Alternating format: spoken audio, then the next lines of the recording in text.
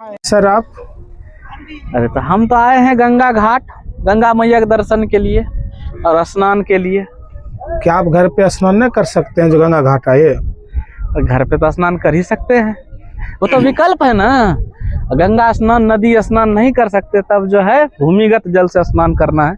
अन्यथा प्रशंसनीय प्रशस्त तो वही है कि नदी के जल से स्नान किया जाए। नदी से देखिए सबसे उत्तम होता है नदी का जल, उससे निम्नतम होता है कुएं का जल और फिर उससे चापाकल। ये तो यह विकल्प है। अन्यथा जो धार्मिक पुरुष हैं जिन्हें धर्म की मर्यादा को रखना है, ऊपर रखना है, सबसे ऊपर सदाचार से जीना है, तो उनके लिए तो यही है कि गंगा स्नान करें या अभी कम से कम नदी स्नान करें। अभी कुछ लोगों का कहना है कि गंगा नहाने से कुछ नहीं होता है, मन साफे न है, आप गंगा नहाने आते हैं। इस पे आप क्या बोलना चाहते हैं, अपना तर्क दें। अब देखिए कहने के लिए तो लोग कुछ भी कह सकता है ना। अब तो लोग तो ये भी कह सकता है कि नहाने से कुछ नहीं होता, हम तो डीओ लगा करके 1 महीना रह लेते हैं। तो ये कुतर्क का कोई उत्तर नहीं है, ठीक है। इसलिए मैंने पहले ही कहा कि ये जो है आस्तिक लोगों के विषय की बात है। उसमें भी क्या है, सनातन वैदिक धर्म में जिनकी आस्था है, जिनको जो है मुक्ति में थोड़ी बहुत रुचि है, ऐसे लोगों के लिए जो है इन अवसरों का कोई महत्व है। अन्यथा तो बाकी जैसे दिन रात होता जाता है, बीतता जाता है, तो उसी के तरह एक दिन है, जैसे और दिन आता है उसी तरह से यह है भी एक दिन है। तो ये ऐसे अवसर जो हैं उन्हीं के लिए मायने रखते हैं जिनको कि सनातन वैदिक धर्म में आस्था है, या फिर उनसे जो सम्मत नियम है, या फिर जो जीवनचर्या उसमें आस्था है। जिनको आस्था न है उसके लिए, तो जिनको आस्था नहीं है वो तो कुछ भी कर ही रहे हैं, दिक्कत वाली बात है ही नहीं। लोकतंत्र है, स्वतंत्र है, सब चीज़ सबको ही हर कुछ करने के लिए। ये सिर्फ इसी समय की बात नहीं है, ये तो रहा ही है, असुर लोग सब समय में रहे हैं। अब मैं आपके निष्कर्ष निकालने का जिम्मेदारी नहीं ले सकता, आप जो समझे। पर यही है कि जो है जिनको अपनी आत्मिक उन्नति करनी है, आत्म कल्याण जो चाहते हैं, तो उनके लिए जो है प्रशंसनीय है, प्रशस्त है, उनको ऐसा करना चाहिए। अवसर आए तो इसे अभी कुछ लोगों का कहना है कि ये गंगा स्नान हो चाहे कुंभ जाना हो, ये बुजुर्गों का काम है और युवाओं का काम नहीं है। इस पे आप क्या कहिएगा? अब देखिए ये तो फिर वही है ना कि ठीक है, इसमें भी सही बात है, एक तो पार्शियली सही है, अंशतः सही है कि बड़े बुजुर्ग। इसमें तो ऐसा है कि पूरे कुटुंब को मिल के जाना चाहिए, पर अभी कुछ तो आर्थिक कारण है, कुछ और अन्य कारणों से भी व्यवस्थागत और कारणों से नहीं जा पाते हैं। तो इसलिए कम से कम जिनको अवसर मिल जाता है उनको ये धर्म कर्म तो कर ही लेना चाहिए। अन्यथा तो जो है आपका वृत्ति, समय और जो है कालगत जो दोष है वो तो आपको अधर्म में प्रवृत्त करा ही लेगा। और दूसरी बात जहाँ तक रही कि कम उम्र में नहीं करना चाहिए ये सब, तो ये सब तो एक तरह से दुष्प्रचार है ना। मतलब जिस तरह से कहा जाता है कि कम उम्र में गीता नहीं पढ़नी चाहिए, इससे आदमी साधु महात्मा बन जाता है, क्योंकि अब साधु महात्मा बनना ही अपने आप में खराब चीज हो गया है। जबकि हमारे लिए जो है एक आस्तिक मनुष्य के लिए साधु महात्मा हो जाना ये सर्वोत्तम जो है ना उपलब्धि है। किसी भी मनुष्य के लिए साधु महात्मा वैरागी हो जाना ये क्या है कि ये है सर्वोत्तम उपलब्धि। पर हमने आज उसको क्या बना दिया है, वो एक तरह से तुच्छ या त्याज्य चीज बना दिया है, और हम हर चीज को अर्थ की दृष्टि से ही देखते हैं। तो ऐसा नहीं है। दुष्प्रचार तो ये भी है कि घर में महाभारत नहीं रखना चाहिए, उससे लड़ाई मार हो जाता है, घर में कलह होता है, कलेश होता है। इस सब का दुष्परिणाम यही है कि आज का हिंदू जो है, हिंदू या फिर धर्म में आस्था रखने वाले लोग भी ज्ञान से जो है रहित हो गए हैं, उनमें ज्ञान का अभाव हो गया है। अभी आप मान लीजिए, अभी आप तो साइंस का टीचर भी है, आप IITian भी है, अब बहुत ऐसे साइंस टीचर होते हैं, IITian होते हैं, जो कि अध्यात्म का विरोध करते हैं, लेकिन फिर भी आप इतना डिग्री पा करके भी आप अध्यात्म का समर्थन करते हैं। देखिए, अध्यात्म का समर्थन और विज्ञान का विद्यार्थी होना या टीचर होना, देखिए ये इसमें जो कंट्रोवर्सी या फिर इसमें जो दिखता है अलग अलग विरूपता जो दिखती है, वो तभी दिखती है जबकि दो में से जो किसी की भी समझ जो है ना, परिपक्व समझ नहीं हो, मैच्योरिटी नहीं हो, तो तब जाकर के इस तरह की बात होती है। अन्यथा श्रीमद् भगवद गीता में भगवान कृष्ण कहते हैं कि ये जो विज्ञान है, ये सबसे उच्चतम विज्ञान है। ये जो है सबसे उच्चतम ज्ञान है। और विज्ञान क्या है कि जो है ये ज्ञान प्राप्त करने का जो तरीका है, तो उसको विज्ञान कहा है हमारे शास्त्रों ने। और हमारे शास्त्र ने हमेशा यही कहा है कि जो अध्यात्म और विज्ञान में कोई भी जो है टकराव नहीं है, कहीं नहीं है। इसलिए अगर कोई बहुत अच्छा विद्यार्थी होगा विज्ञान का, तो वो हमेशा हमेशा जो है अंततः जो है उसकी परिणति होगी कि वो सनातन की ओर मुड़ जाएगा। जैसे हाइजेनबर्ग ने कहा था, उसे लगता था कि कुछ जो है, जो कुछ समझ में आ रहा है वो एकदम जो है वेदांत और उपनिषद की जो है देन है वो। इस तरह से कई बहुत सारे जो प्रसिद्ध वैज्ञानिक हुए, उन्होंने क्रेडिट दिया है, कहीं कहीं किसी ने वेद को दिया है, किसी ने उपनिषद को दिया है। और ऐसा नहीं है कि ये लोग भारत के वैज्ञानिक रहे हैं, ये लोग जो है कुछ अमेरिका के रहे, कुछ यूरोप के रहे। तो ये तो एक मिसकंसेप्शन है, ये तो जो है कि उसी मानसिकता की उपज है कि भारतीयों के पास कुछ नहीं, भारतीय नीच होते, अयोग्य होते हैं, उनमें किसी तरह की कोई क्षमता नहीं होती। ये सब जो मानसिक रूप से जकड़ के रखने की और उसे पिछड़ेपन को जो है अपना भाग्य बना लेने की मानसिकता को प्रबल करने के लिए, मजबूती देने के लिए सब प्रपंच है और कुछ नहीं है। अच्छा, आप इतना बोले, अध्यात्म और विज्ञान एक दूसरे से भिन्न है या एक दूसरे से पूरक है? एक दूसरे के पूरक है। अध्यात्म और विज्ञान अगर हमारे सनातन धर्म की दृष्टि से देखेंगे तो दोनों जो है ना एक ही है, अंतर नहीं है। विज्ञान मार्ग है, अध्यात्म जो है यात्रा है और मोक्ष उसका फल है। इसमें कहीं टकराव नहीं है। श्रीमद् भगवद गीता में भगवान कृष्ण ने साफ साफ स्पष्ट रूप से कहा है कि विज्ञान और अध्यात्म में कोई अंतर नहीं है। सत्य जिसमें नहीं, अगर इसी को थोड़ा सा एक्सटेंड करें, जिसके धरातल में सत्य नहीं है वो विज्ञान नहीं हो सकता। विज्ञान में भी हम यही करते हैं, एक्सपेरिमेंट करते हैं, डाटा कलेक्ट करते हैं, ऑब्जर्वेशन लगाते हैं, फिर एक जो है उसका फिर जा कर के टेस्टिंग करते हैं। ये सारा जितना कुछ होता है वो होता है इसलिए कि हम सत्यता तक पहुंच सके, किसी अपनी थ्योरी की, अपने जो प्रिंसिपल्स हैं उसकी सत्यता को जांच सकें भौतिक रूप से। तो वही काम अध्यात्म के क्षेत्र में भी होता है, मेटाफिजिकल वर्ल्ड में होता है। ठीक है, तो दोनों में कोई बहुत ज़्यादा अंतर नहीं है। मेटाफिजिकल वर्ल्ड का ही जो बहुत ज़्यादा जब एक्सटेंशन होता है तो उसी का नतीजा है आपका जो क्वांटम मैकेनिक्स पढ़ते हैं आजकल हम लोग, तो वही है उसका जो थियोरिटिकल पार्ट है वो आपको वहीं जोड़ता है, उसी उपनिषद से जोड़ता है, उसी डुअलिटी से जोड़ता है। तो वो ऐसा नहीं है, जानने वालों के लिए, समझने वालों के लिए जो है दोनों में कहीं टकराव नहीं है।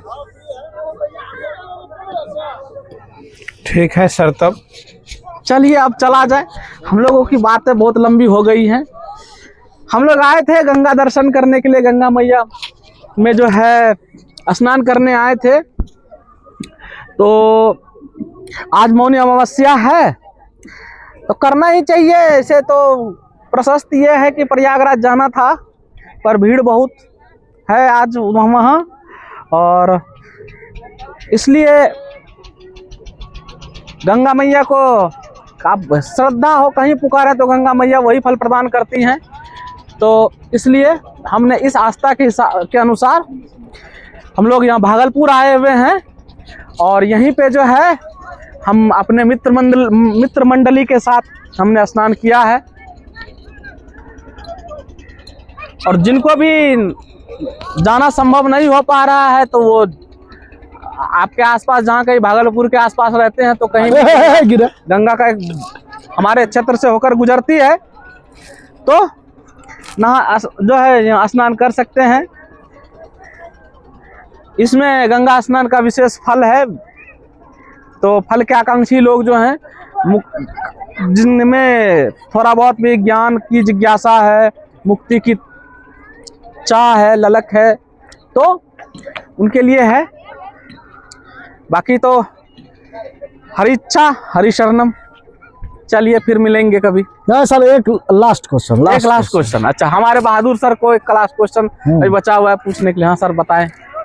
तो जैसे कि कहा जाता है सर, हाँ, कि अगर ईश्वर का बुलावा आता है या कोई तीर्थ यात्रा करना हो या कहीं जाना हो, तो यदि उसके पास आर्थिक कमी होती है तो वह खुद स्वयं पूरा हो जाता है। तो इसके बारे में आपकी क्या राय है? जैसे आप आए 5 दिन पहले तो ऐसे प्लानिंग नहीं किए होंगे नहीं कि हमको वहाँ जाना है, नहीं, लेकिन ऐसा क्या हुआ जो कल ही प्लानिंग किया और आप यहाँ गंगा स्नान के लिए आ गए? तो थोड़ा सा इस बात से हम मतलब सहमत होना चाहते हैं, जानकारी चाहिए, दर्शक भी सुनेंगे इस बात को। देखिए, जितना मेरा अध्ययन है मैं उसी के अनुसार बोलूँगा, बताने की कोशिश करूँगा। मुझे भी जरूर ये ऐसा नहीं है कि हर एक प्रश्न का उत्तर मालूम ही हो, पर हमने जहाँ तक पढ़ा है तो कहते हैं, बताते हैं, महाभारत में बताते हैं तीर्थ के महात्म्य में कि जब कोई मनुष्य जो है अपने चिंतन में इतना लाता है, इतना चिंतन मात्र करता है कि हमें फलाना तीर्थ में जाना है या फिर जो है यहाँ स्नान करना है, ऐसे ऐसा ये काम करना है, तो क्या है कि जो है तीर्थ के जो देवता होते हैं वो उसके चित्त वृत्ति को उसमें स्थिर करते हैं। तो चिंतन मात्र का, तीर्थ के चिंतन मात्र का जो है फल ये होता है कि उसके अंदर की जो है भावना जो है वो पवित्र होती है। फिर भगवान जो है कोई ना कोई रास्ता निकालते हैं, ठीक। किसी ना किसी माध्यम से धर्म का कर्म जो है वो पूरा होता है। अगर किसी अन्य कारण से, क्योंकि हमारी जो दृष्टि होती है, सामान्य मनुष्यों की जो दृष्टि होती है, उसका जो ज्ञान होता है वो काल बाधित होता है। तो वो जो है अगर मान लीजिए किसी अन्य कारण से भी पूर्ण ना हो पाए, हमने कहीं का सोचा चिंतन किया कि जाना था, यहाँ नहीं जा पाए, तो इसमें जो है ये समझना चाहिए कि जो है अभी समय परिपक्व नहीं हुआ है और जो है ये अभी नहीं तो कभी किसी और माध्यम से ये पूर्ण होता जरूर है, ठीक। इसलिए हमारे तो ग्रंथों में यह कहा गया है कि ये जो चिंतन है ना, ये चिंतन ही बहुत महत्वपूर्ण है, मन में विचार आना। अब जैसे आपने पूछा कि हमारे मन में विचार कैसे आ जाए, वही चीज, यही चीज मुझे ये जो है ना इस बात में आस्था रखने को एक कारण देता है कि हमने सोचा नहीं था, अचानक से विचार आया। तो इसमें इस बात में आस्था रखने को एक कारण देता है कि सब चीजें जो हैं हमारे कहने का सेंस है कि हम मनुष्यों के जो है नियंत्रण में नहीं है, कुछ तो है जो हमारे नियंत्रण से बाहर है, जो कि इन सब चीजों को तय करता है। और चीजें जो नहीं होनी होती है, जो हमारी सामान्य समझ से लगता है कि अरे ये तो होगा नहीं हो पाएगा, वो भी घटित हो जाती है। उसी का एक उदाहरण ये भी है, ठीक। तो हमने जैसे गुरुनाथ सर का था, कल तक यही था, कल क्या आज के सुबह तक भी यही था कि हम नहीं जाएंगे। हाँ। फिर अंततः क्या हुआ, अंत में प्लानिंग हुआ। अब जो भी उनके मन में क्या विचार आया नहीं आया ये तो वही बता पाएंगे, लेकिन हुआ ये वो आए। जबकि इसका उल्टा था कि आपका तय था कि आप आएंगे, स्नान वगैरह करेंगे, लेकिन हो उल्टा गया।